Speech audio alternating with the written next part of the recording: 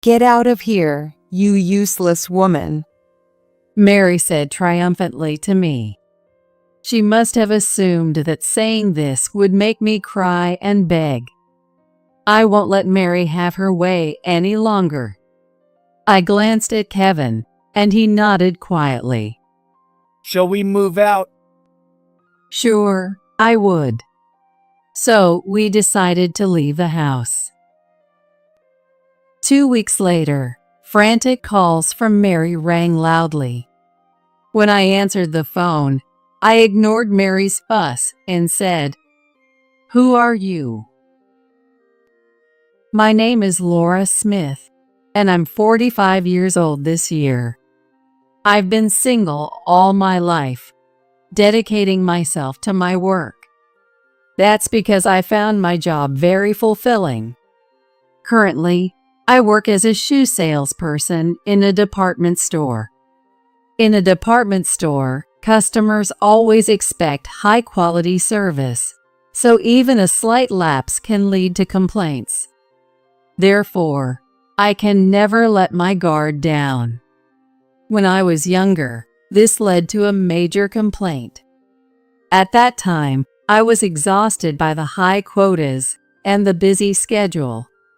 One day, I handed a customer a pair of shoes they purchased without noticing that the paper bag was slightly dirty.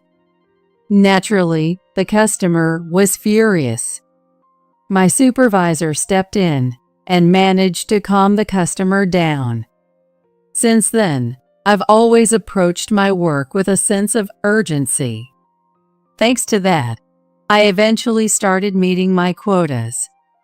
Continuing to work here until I retire doesn't seem so bad. Just as I was thinking that, I met Kevin.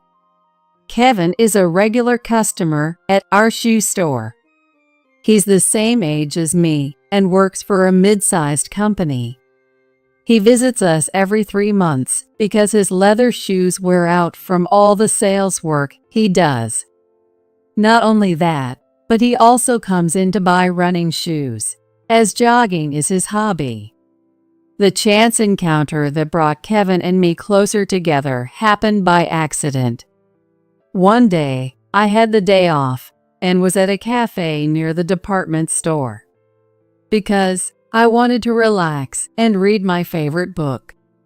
Although I could read at home, living with my parents meant my overly worried mom would constantly interrupt me. She's always fussing over the fact that I'm in my 40s and still single. While I was sipping coffee and thinking about my mom, someone called out to me. Hey, aren't you the salesperson from the shoe store? Kevin. He happened to have the day off too and had come to the same cafe. He saw me and couldn't resist saying hello. We ended up chatting about various topics. We talked about ourselves, the nearby cafes we often visit, and much more for over 2 hours without running out of things to say. Kevin was easy to talk to, so I didn't feel the need to hold back despite him being a regular customer. This encounter led to us starting to meet up occasionally. We simply enjoyed each other's company. Eventually, we found out that neither of us had a partner, and we decided to start dating. Given our age, we're both considering marriage as a possibility. A year after we started dating, we got married. We didn't have a ceremony, we just did the paperwork. Following the tradition at the department store where I worked, I resigned when I married Kevin. Although the tradition required full-time employees to resign, they could return as part-timers. However, I decided to become a full-time housewife because I wanted to support Kevin, my husband, from behind the scenes. We had already introduced each other to our parents, and I believed a happy married life awaited us. But reality was not so sweet. Just as we were about to start looking for a house to live in together, I received a phone call with a proposal from Kevin's mom, Mary. How about living with us until you find a place? I think it would be good for you to learn our family recipes, Laura. Mary sounded cheerful on the phone. As I hesitated for a moment, Mary added with a laugh. And besides, Kevin loves my cooking, so you'd better learn it well, or he might lose interest. When we introduced ourselves to our parents, Mary and her husband Bob seemed like good people, and I didn't have any bad impressions of them, but I wasn't sure about living together. I'll discuss it with Kevin. In the end, I couldn't accept Mary's sudden proposal that day. When I consulted Kevin, he surprisingly showed concern for me. It's my parents' house, so I'm fine with it, but it might be stressful for you, even if it's temporary. I was happy with Kevin's kindness, especially since many men would insist on living with their parents after marriage. I thought about Kevin's words for a while. I just married Kevin, and I want to build a good relationship with Mary and Bob. And if I think of it as a temporary stay until we find our new home, I might be able to live with them more comfortably. Also, Mary's suggestion to learn the Smith family recipes was something I could easily accept. That's because my mom, a very principled woman, taught me to value my in-laws. When you get married, you must cherish your husband and his parents. Marriage is a bond between two families. My mom always said this as if it were her favorite phrase. I deeply respect my mom's teachings. Since I married Kevin, I want to cook dishes with flavors he's familiar with. With that thought in mind, I conveyed my decision to Kevin later. I'll live with your parents. So Kevin and I began living with his parents. I believed my decision was the right one, but I didn't realize that this was the beginning of many hardships. It's been a week since I moved in with Kevin's family, but I'm already mentally exhausted. That's because I faced Mary's harsh treatment from the very first day. Thank you for having me. When I greeted them at the entrance, Mary's gaze was quite cold. Kevin was at work that day and wouldn't be back until the evening. As I tilted my head in confusion, Mary let out a big sigh and said, How long are you going to stand at the door? If you're the wife, you should be serving us coffee and doing chores. Didn't your mom teach you that? I'm sorry. I hadn't expected to be asked to do housework on the first day, so I was taken aback. But maybe this was the rule in Kevin's family. She doesn't need to do that much on her first day, does she? Bob tried to stop Mary, but she wouldn't listen. What if Laura gets too comfortable? The first impression is crucial. Mary quietly scolded Bob. I made coffee in an unfamiliar kitchen and hurriedly started cleaning. Satisfied that I followed her orders, Mary laughed and said, Well, I guess that's passable. Since you're too old to give us grandchildren, at least be useful in other ways. After that, Mary walked away with a laugh, and though Bob looked at me with concern, he eventually left as well. I secretly clenched my teeth in frustration. It's true that I'm in my 40s, and I hadn't considered having children. I knew it would be physically challenging at my age. I had explained this to Mary and Bob when we got married, and I thought they had accepted it. But Mary probably didn't feel the same way. Realizing that I hadn't been accepted as a member of the Smith family left me stunned and unable to move for a while. Looking back, maybe I should have reconsidered living with them at that point. Mary's attitude towards me only worsened after that. Laura, come here. Mary would find any excuse to call me out loudly. What happened? As soon as I came before Mary, she shouted, Look at the corner of this room. There's a hair here. You really don't care about keeping the house clean, do you? You're failing as a daughter-in-law. She picked up the hair and waved it in front of me. Oh, I'm sorry, Mary. I was puzzled by the hair Mary was holding up, because that hair hadn't been there just 5 minutes ago. She must have placed it there to bother me, I thought, realizing what was happening. Make sure you clean every corner. Otherwise, you won't get dinner. And don't even think about sneaking any food. With that, Mary returned to her room. Bob watched the scene quietly, looking like he was deep in thought. Yes. As I watched Mary's back, I could only regret my decision to live with them. It was around the 6-month mark. By this time, Mary had started pushing all the housework onto me. Laundry, cleaning, and cooking had become my responsibilities. However, it was better for me to do the cooking. That's because Mary's cooking was terrible.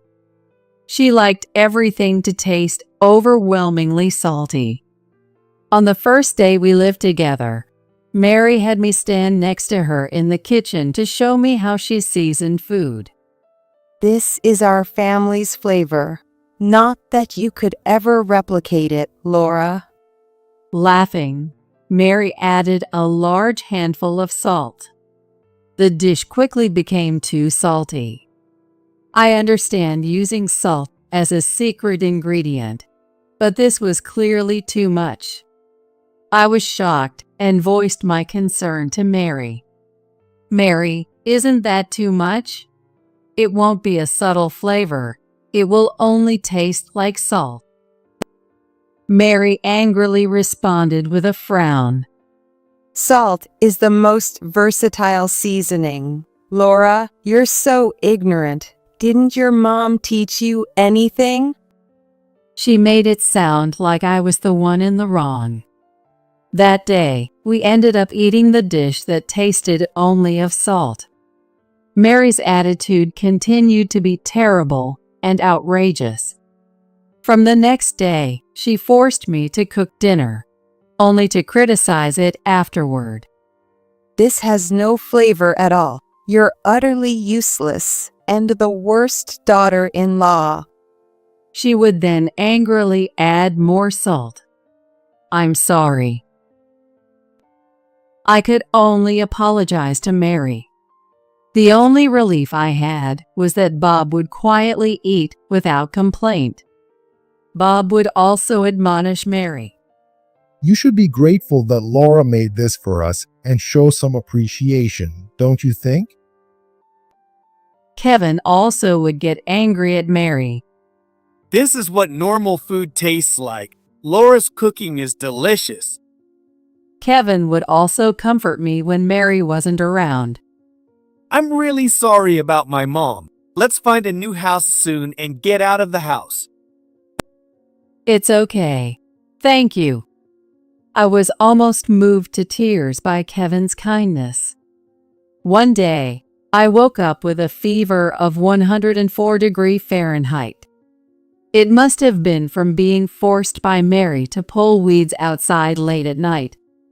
Don't you dare tell Kevin. Mary's smile at that moment was truly malicious.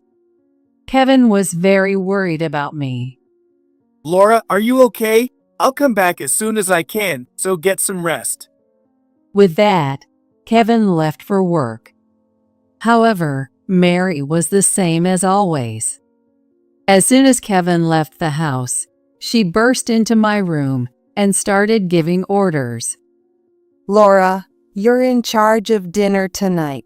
and you still need to do all the other housework. There was no way I could cook with such a high fever, so I decided to defy Mary's orders. I'm sorry, Mary. I have a fever and don't think I can manage the housework today. But my plea fell on deaf ears. You have a fever because you don't take care of yourself. You're really so naive. Just go shopping for dinner and cook it. With that, Mary slammed the door and left. I was stunned by her attitude. I guess I have no choice but to try. I reluctantly dragged my heavy body to the grocery store. However, in my feverish and dizzy state, I couldn't shop properly. I ended up buying some fish and decided that grilled fish would be the main dish for dinner. I thought that grilling fish would require less preparation.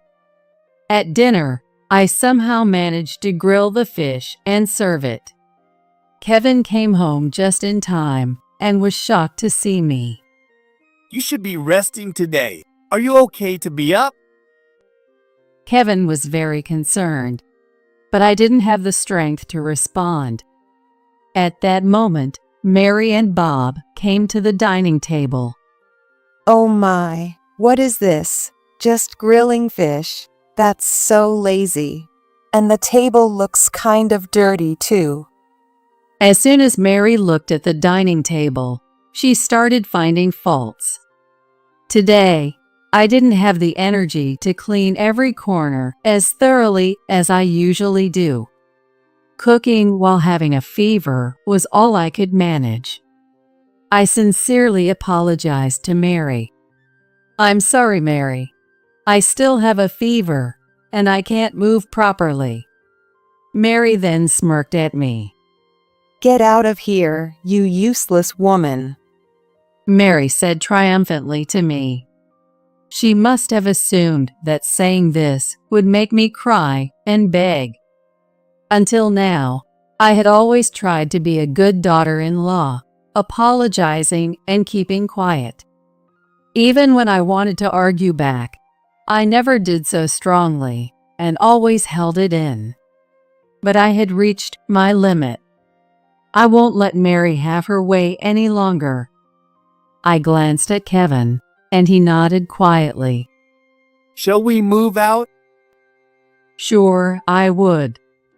In the end, Mary probably just wanted someone she could boss around and use as a punching bag. So we decided to leave the house. The next morning, my fever had finally gone down, and I left the house with Kevin. However, at that moment, Mary tried to stop us. Why is Kevin leaving too? It should be enough for this useless wife to leave. Mary said, clinging to Kevin. It seemed that, in Mary's mind, I was the only problem. But Kevin, already fed up with Mary, easily rejected her plea. I love Laura. Mom, please live happily with Dad. The moment Kevin said this, Mary glared at me with a terrifying expression. You've turned Kevin against me. I'll never forgive you. She hurled insults at me. But from my perspective, it was Mary who had tried to drive me out. And she had treated me terribly when I was at my weakest with a high fever. So I couldn't understand why she was making me out to be the villain. Her insults didn't affect me at all. Besides, Mary would soon face her own consequences. So I wasn't afraid of her resentment at all. 2 weeks later, I was living in an apartment. Kevin was with me, and we were enjoying our life together. In the midst of all this, my phone rang. It was Mary. At first, I ignored the call from her. But even as I ignored it, frantic calls from Mary kept ringing loudly. She keeps calling over and over again, just as I expected. I let out a big sigh. It was clear that things were starting to unravel around her. I was a little amused to see Mary doing exactly what I expected. When I answered the phone, I ignored Mary's fuss and said, "Who are you?" What do you mean, who are you? How dare you speak to me like that? You're so insolent for a daughter-in-law. Mary screamed hysterically. Well, she was still full of energy, not missing a chance to throw insults at me. I'm going to talk to your mom. I demand an apology for raising such a terrible daughter-in-law. Besides Kevin, there was another person in the room with me. I put the phone on speaker so that this person could hear my conversation with Mary. However, Mary didn't notice this and continued to loudly berate me. Because of you, my family is in shambles. Kevin left with you, and now Bob is missing too. I even found divorce papers on the table. Mary was in a panic, and her attacks on me were relentless. Anyway, if you did something, that's a crime. I'm calling the police right now. You could have avoided being a criminal if you had behaved. As soon as Mary mentioned the police, the person who was with us started to move. Then he spoke towards my phone. I'm here of my own free will. Mary faltered at the sound of his voice. What? Bob, why are you there? That Laura must have done something to you. I could hear her frustration and anger in Mary's voice, even over the phone. I realized it would be better to talk to her directly. As things stood, Mary saw me as a criminal who had kidnapped Bob. There was even a chance she might report me to the police in her rage. I sighed deeply and said, "This isn't getting us anywhere. Let's meet and discuss this in person. I'll tell you the location, so please come here." Kevin and Bob both nodded in agreement. Fine, you'd better be ready. And so, we prepared to confront Mary face to face. 15 minutes later, the doorbell rang loudly several times. "I'm coming." When I opened the door, there stood Mary with a furious expression. How dare you, as a daughter-in-law? How did you manage to turn Kevin and Bob against me? You are disgusting. Mary glared at me fiercely. When I remained silent, Mary continued her tirade. And what is this? This shabby apartment? The house we lived in before was much better. Mary looked around the room, letting out a hysterical scream. She was truly a nuisance to the neighbors. Now we live in an old 3-bedroom apartment. While it looked shabby from the outside, it had been renovated and was quite clean inside. It was indeed smaller than Mary's house. Even though it has been renovated, there are still parts that feel old. But Mary had no right to criticize it this much. We had our reasons for living in this apartment, but I wasn't ready to share them with Mary.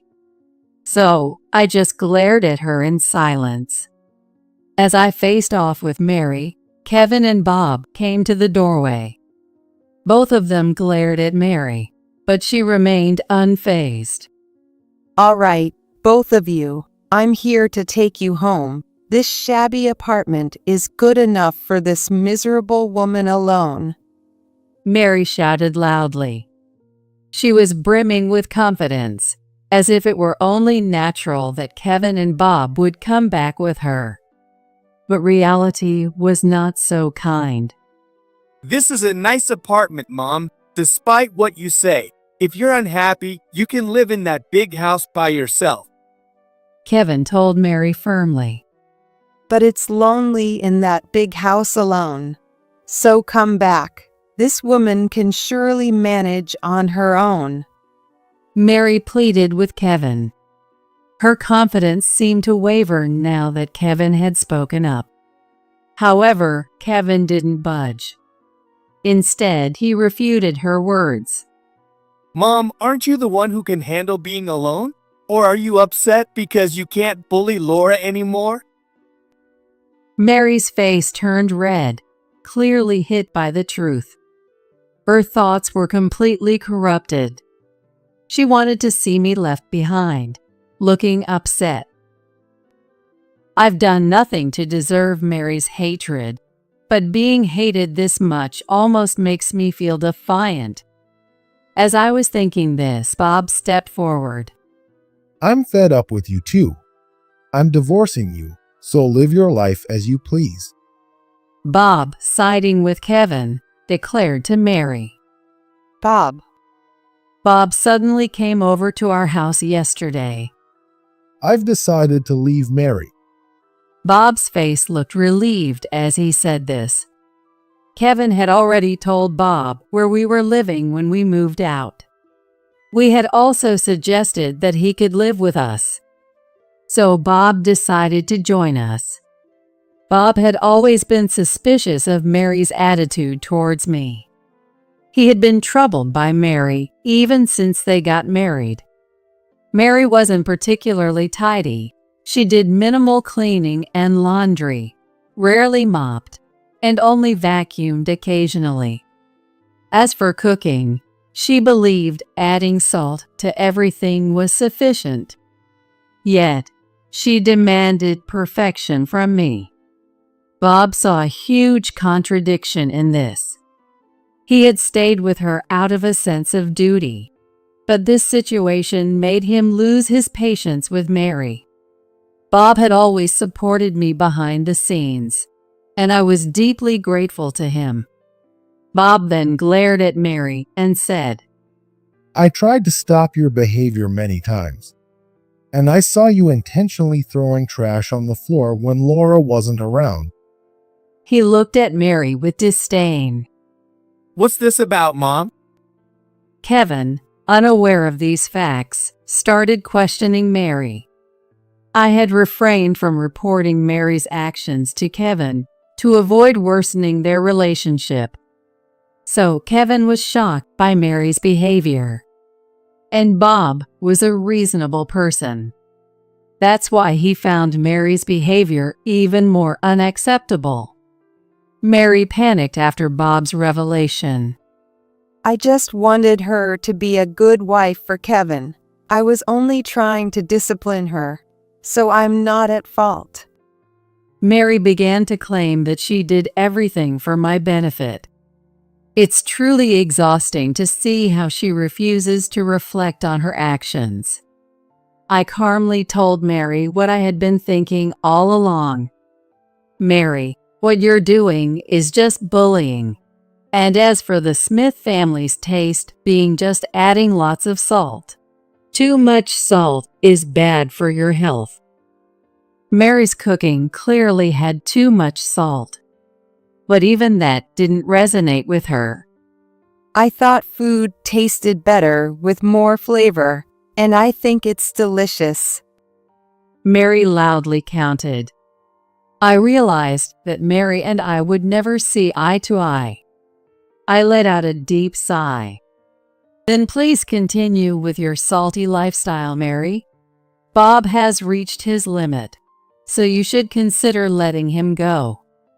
Bob had endured Mary's cooking for a long time.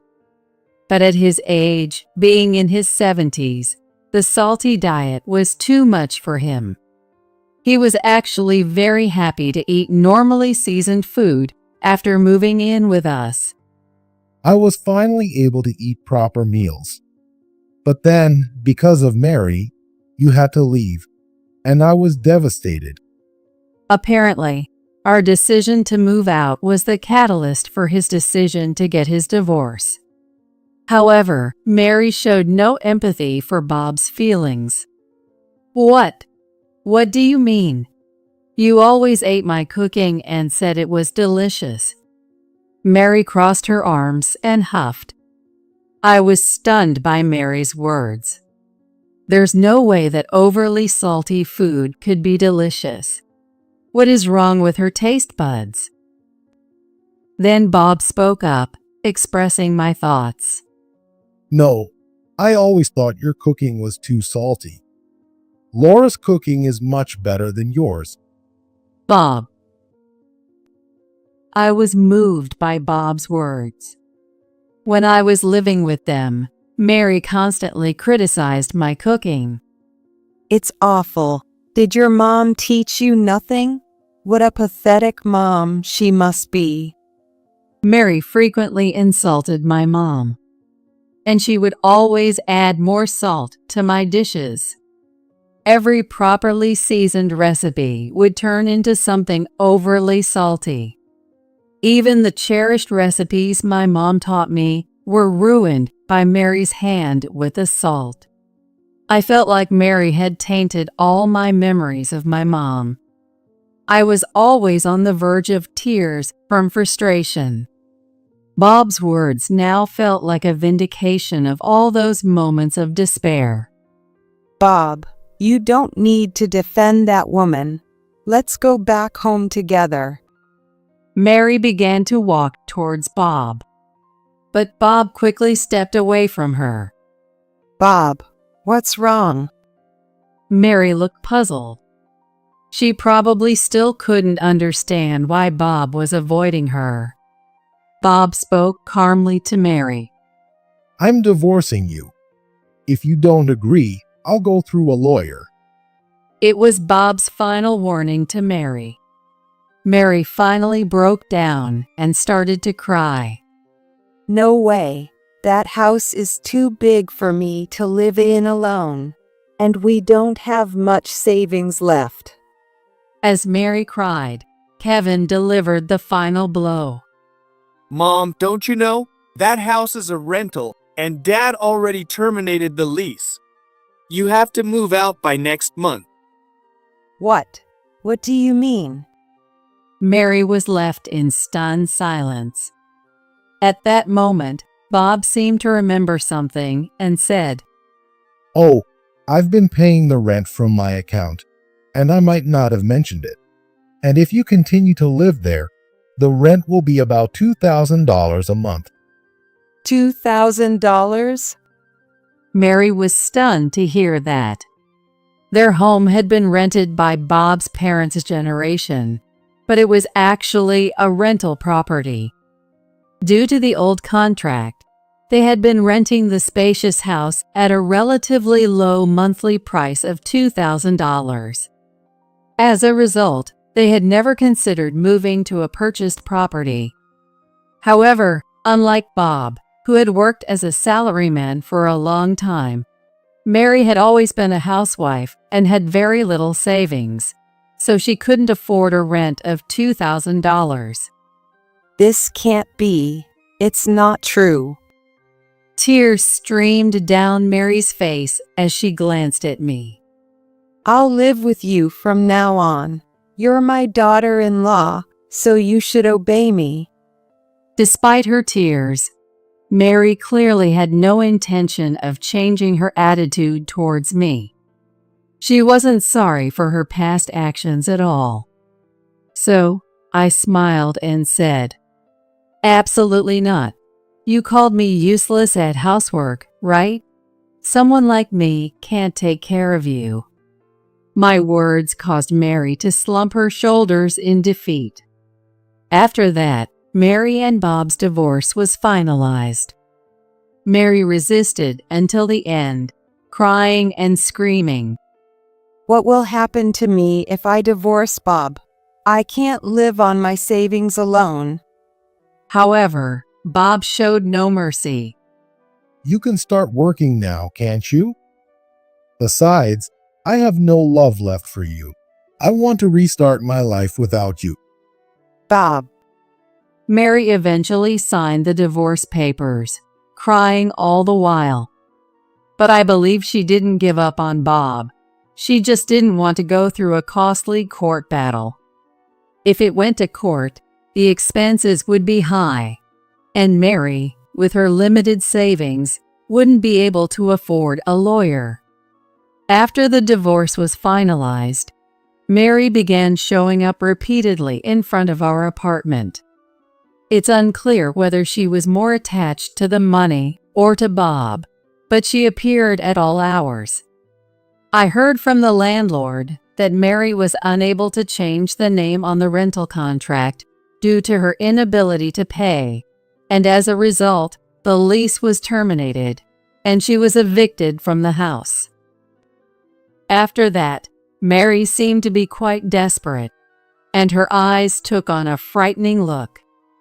Her clothes were dirty in places, indicating she wasn't living a proper life. Eventually, Mary was taken away by the police. That's because one day she suddenly attacked me. Since Mary kept showing up in front of our apartment, we had already consulted the police. However, since there hadn't been any decisive incidents, the police could only increase patrols. Taking advantage of this, Mary acted one day. As I was returning to the apartment from shopping, she suddenly appeared in front of me. "Mary, what's going on?" Surprised by her sudden approach, I called out to her. Then, Mary grabbed my arm tightly. "That hurts. Mary!" I shouted loudly. She cried aloud with tears streaming down her face. It's all your fault. You ruined my life. Give me back Bob and Kevin. Mary collapsed to the ground in tears. At that moment, a patrolling police officer arrived and took Mary away. The last time I saw Mary, her figure seemed small and diminished. She blamed everything on me and never reflected on her actions. In the end, she probably thought she wasn't at fault. Mary losing everything was her own doing. I'll probably never see her again. When Mary gets out of the police station, she will be even more devastated. I can confidently say that Mary will never be happy again. That's because soon after, Kevin, Bob, and I had a discussion and decided to move. Our new home is a newly built house. Of course, we purchased it. We could have moved earlier, but it was risky if Mary found out about the new place.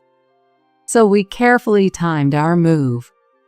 After Mary was taken away by the police, we immediately hired a moving company that could handle emergency moves and quickly transported our belongings to the new house. When Mary gets out of the police station and sees our empty apartment, she will be devastated. But that's the path she chose. I don't care about her anymore. Kevin, Bob, and I will live together in the new house. Unlike Mary, Bob often helps with chores. Nowadays, men who can't do housework are disliked, you know? Bob said with a hearty laugh. I'll do my best too. So Laura, feel free to do what you love. Kevin also helped me in many ways. Thank you. I am very grateful to both of them. Next month, I will return to work. I will be working as a shoe sales clerk at the department store. Even after I quit, they occasionally reached out to me.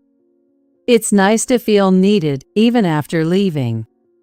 Though it's just part-time, I hope to eventually return as a full-time employee. Our new house comes with a mortgage, and I want to pay it off quickly for our future. Most importantly, I love working. I'll keep doing my best. Together with the people I love, I keep moving forward and doing my best every day.